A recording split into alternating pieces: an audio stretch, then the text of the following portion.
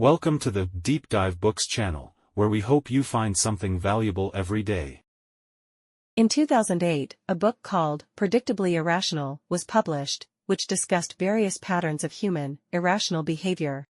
It was very popular at the time, and can be said to have popularized the concept of irrationality. The author of Predictably Irrational is Dan Ariely, who was then a professor at Yale University. He is now a professor of psychology and behavioral economics at Duke University. In September 2023, Ariely published a new book called Misbelief: What Makes Rational People Believe Irrational Things. Starting today, we will be serializing an interpretation of this book. Actually, I wanted to title the book Heresy, but that might be too provocative. The term misbelief does not refer to merely believing a false news story, but to a deeper adherence to a wrong belief. Essentially various conspiracy theories. Many people believe that the COVID-19 vaccine is a means for governments to control the populace, that the 9/11 terrorist attacks were staged by the U.S. government, just as Roosevelt knew in advance about the Pearl Harbor attack, that President Kennedy, John Lennon, and Martin Luther King Jr. were all assassinated by government agents, and so on. And of course, the belief that the Earth is flat. There are also many examples in China, but I can't say much here for fear of offending friends. I have a few very smart friends, from 20 years ago, who now believe in certain conspiracy theories, and I'm afraid to talk to them. How did these intelligent people become followers of such fallacies? Ariely's book aims to provide an explanation. The origin of this book lies in Ariely becoming a victim of conspiracy theories and online harassment after the COVID-19 pandemic. Some people, who have formed a strong force, believe that the pandemic was a government-manufactured panic event to exercise social control and make people get vaccinated, with the vaccine's purpose being population reduction. Measures like vaccine passports during the pandemic were seen as tools for governments to track citizens. It's a massive plan. These people think that Bill Gates and some celebrities played key roles in this, including Ariely. Ariely had advised governments on how to get more people to wear masks, and he had appeared alongside Bill Gates. So clearly, Ariely was the chief consciousness engineer of the whole project. His role was to help the government persuade people to accept the vaccine. In reality, Ariely's only connection to the pandemic was a talk he gave from a psychological perspective, saying that wearing masks was more about protecting others than oneself. However, conspiracy theorists took his speeches and videos out of context and concocted numerous stories. What hurt him most was that some of his former friends, including people he had helped, started attacking him. We previously discussed on our channel that having a 3-round conversation with ChatGPT can eliminate the false beliefs of 20% of conspiracy theorists. However, Ariely encountered the remaining 80%. He actively engaged with these people, and even infiltrated their organizations, to clarify his position, but to no avail. One possible reason Ariely became a target is his appearance. He suffered a major accident in his teens, resulting in burns over 70% of his body. This left his face asymmetrical, with only one side capable of growing a beard. You might wonder why he doesn't shave his beard completely, for symmetry. He used to, but once, when he didn't shave due to circumstances, someone told him that his unshaven look inspired them to accept their own imperfections.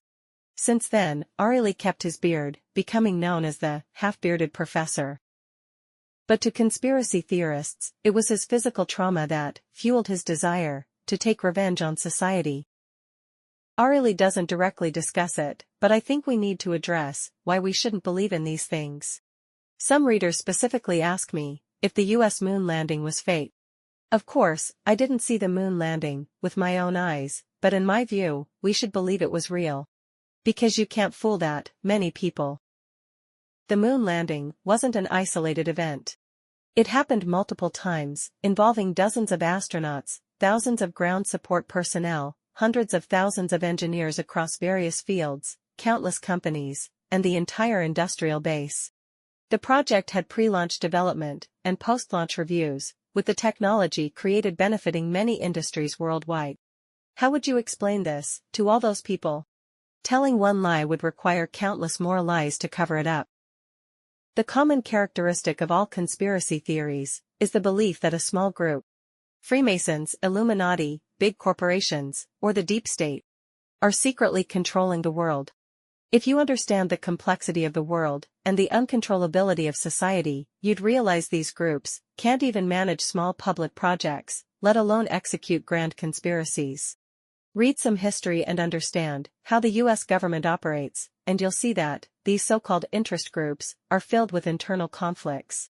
They are essentially makeshift teams, prone to errors even in simple plans. Their ability to do good is also poor, which is why the world is full of errors and unintended consequences. We've mentioned Hamlin's razor before on our channel. Never attribute to malice that which is adequately explained by stupidity. This applies to society as well. Many unreasonable things happen, not because interest groups intend them to, but because of incompetence, mistakes, and necessity. In my opinion, believing in conspiracy theories is similar to believing in a deity. Both involve a belief in a controlling hand, a blind reverence for mysterious forces, a lack of understanding of the world's complexity, and self-diminishment. You might say, but you can't be 100% sure the moon landing was real. Anything is possible. Yes, you're right. I can't be 100% sure. The moon itself could be fake for all I know. But our choices of what to believe should be for our own benefit, not for America. What do you gain if you believe the moon landing was fake? Not even genuine Chinese pride. Just the right to mock others. But if you believe the moon landing was real, you can learn from its technology, study its methods, and explore its historical details for your benefit. You can seek collaboration and opportunities for surpassing it. Some people believe Western science came from the Yonhla Encyclopedia of the Ming Dynasty, or that Silicon Valley's technology was traded with aliens by the US government. These are all forms of loser think. If you want to participate and contribute, you should believe that Western university scientists aren't frauds, and that Silicon Valley engineers aren't pretending to work. When others talk about innovation and progress, conspiracy theorists can only stand by and sneer. Do you want to be that kind of person? After reading Ariely's book, I feel that those who fervently believe in conspiracy theories are like patients. But we still need to have empathetic understanding. These people are not bad. When someone passionately explains a conspiracy to you, they don't intend to brainwash you. They believe they are full of justice, that it's their duty to share this information with you, and that they might be one of the few good people. Conspiracy thinking is not necessarily tied to political leanings. There are many conspiracy theorists among both liberal Democrats and conservative Republicans. So, we shouldn't see them as a different kind of people. They are people among us. Also, keep in mind that being skeptical of experts and media does not mean someone is a conspiracy theorist. Skepticism is healthy. As we know, experts and media often get things wrong. If you compile all the news and expert opinions over the years, you'll find contradictions and even complete turnarounds. But as we said, never attribute to malice that which can be explained by stupidity. Those people were not deliberately deceiving the public. They didn't know what was going on either. If you believe everything, you are indeed too naive. Skepticism is normal. It's not an illness. True belief is the illness.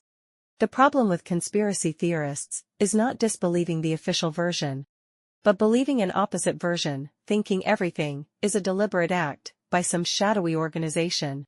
Why is this food with toxins still on the market? It must be because food inspectors are in on it. If the inspectors are corrupt, why does the government allow them to exist? Clearly, this is all planned. The deep state is executing a population reduction agenda.